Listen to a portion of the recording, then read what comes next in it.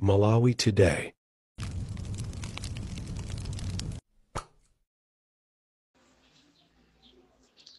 Ingati mwaswera ifeso taswera bwino. Madera osiyanasiyana mwaswera bwanji. Ngati mwaswera kuno ku Malawi ife mtendere ndi chimwemwe. Chigawo chino kubwera kwauza Malawi kunena kuti enough is enough, zachitika. MCP si kuvomerezabe kuti zinthu zizachitika, komabe tili pano kwachenjeza a DPP. Utenga u straight timvesesane pano direct ku DPP. Ku DPP kuli kagulu kena, kagulu kamene kazinzawo anali MCP. Ndibwerezanso kuti kagulu kena kwa DPP azinzawo anali MCP. Ndipo uzinzawo umene uja anakhala ngati kutchera kuwiri, kapena tinene kuti anthera kuwiri. Anthu amenewa a DPP wa nawonso anali ngati anthera kuwiri, kuti MCP ikawina kachiwiri DPP aitaye. Ndiye kuli ena MCP amene amajiya ku DPP kuti DPP ikalowa mboma kuzera kwa anthu amenewo MCP aitaye apite ku DPP.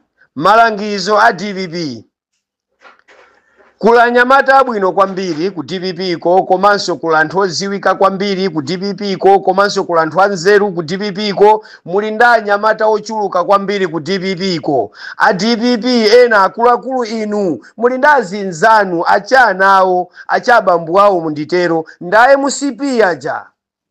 A MCP amene aja ali nda achanawo aja mukwatenga nkumasiya ku DPP kuzera kuti achabambu awo mumacheza nawo olemera a MCP aja.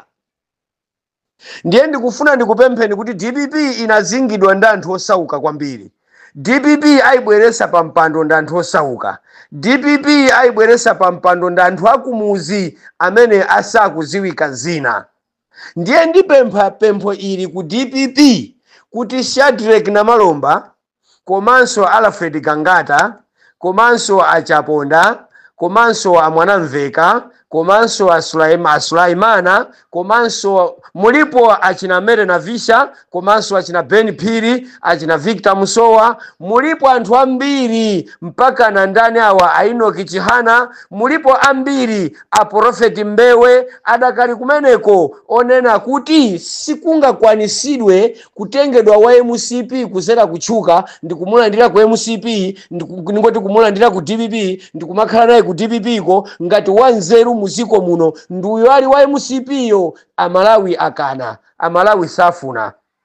Kuphatikizira naso ndi ine Ntramanja Boys sindifuna zimenezo chifukwa a DPP muli ndi udyo, muli ndi chipongwe, ena inu ndosamva mukubuka appointment kwa anthu olemeraja abandirama mbomaja cholinga muapezere malo ku MCP. Ndiye akubwera ni malido, ndiye akubwera ndi zochita zawo kukhala ngati sopano ofisi akufuna kusintha chire. Ndiye ife timagwirisira ntchito kuti fisi ndi fisi olokwata sintha chire. A MCP tayang'aneni bwinobwino kuti aliko angati. Mwachisanzo palikeni Nsonda akuthamanga ni makilipi muje ni social media kukhala ngati iyeyo ndala ameneyi wachikulira ameneyi museum imeneyi kukhala ngati iyeyo muziko muno ndi wanzeru kwambiri, koma ayi ndithu zipani wayamba kuzinena ayi chakuti napanganawo walowa zipani zingati Nsonda.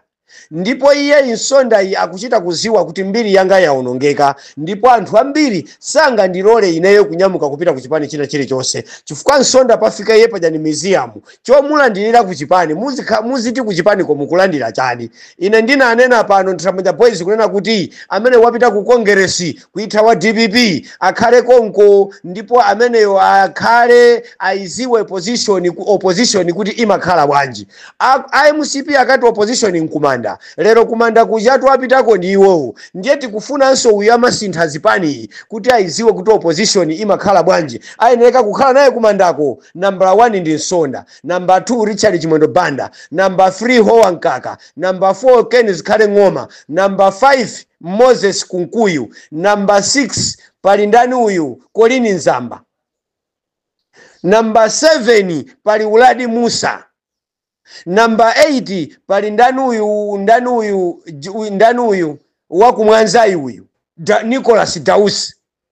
Anthu amenewa Agrisidina Jeffrey, anthu amenewa ndamene ananyamuka kukanyoza DPP, kuinyoza monyozeka muja, kutukanidwa muthalika motukanidwa muja. Lero ndikangomva kuti Uladi Musa walandiridwa ku DPP, ndiye ziko lidandaula komanso Amalawi ayiukira DPP yo. Kungomva kuti wina wake wa MCP amene wanya ku State House, wapaka manyi ku State House, watembenuka, waswa mitondo ku State House, watembenuka. A DPP ena amukokera ku chipani cha DPP ku ndipo amulandira, ndipo DPP ikhala pa mavuto kwambiri. Ndibwerezanso DPP ndanyamata ochuluka kwambiri, koma akuluakulu ena ku DPP ku amapondera maudindo, safuna kupereka anyamata ophunzira kapena kwa anyamata amene amenyera nkhondo ku DPP kuti agwire nawo ntchito DPP yo. Ayi, akusaka zomwe zija zokuba zija zakalekale zija zimati achenji golo zija, cholinga zimene zizichoka uku zizibwera uku, zizichoka uku zizipita uku, basi zomwezo zizingosintha maboma, zomwezo zizingochoka ku chipani uku kupita ku chipani uku. Ife sitilola. DPP tisankhira anthu. Ine ndimanena kuti olokwatupera atakhala kuti amanena mwano, koma waganiza kuti akhoza kugwira ntchito ndi DPP, mulandireni. Ameneyi timaziwa ifeyo kuti ngakhale amanena mwano, timaziwa kuti chifukwa chonena kuti ndi chipani. Ndiye pali ena timanena kuti awasanga bwerere chifukwa alowa zipani zambiri, half quarter mu Malawi monse muno zipani azilowa. Kondwani Nankhumwa kutakhala kuti waganiza zofuna kubwerera ku DPP, anthu amene watayesesani, tikhala nanu pansi tikuuzani kuti alandireni, koma mwalangize chipani chokuti si chawo. Ndatchulatu anthu awiri, Kondwani Nankhumwa ndi Atupere Muluzi, koma zina za sogoleri chifukwa apangisa kuti Atupere Muluzi abalalike, Atupere Muluzi ayambe kunyoza ndaye MCP amene abisala kumene kuwa.